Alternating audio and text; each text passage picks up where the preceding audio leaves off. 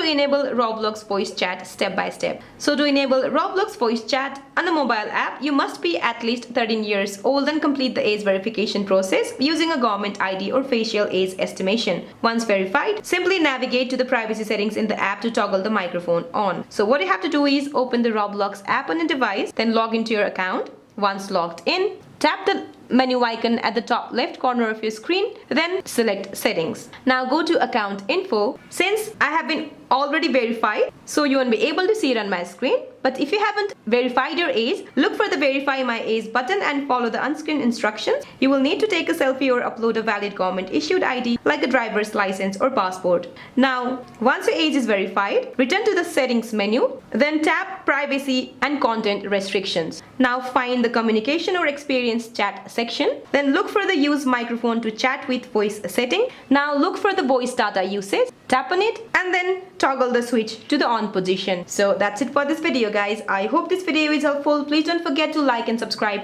See you in my next one.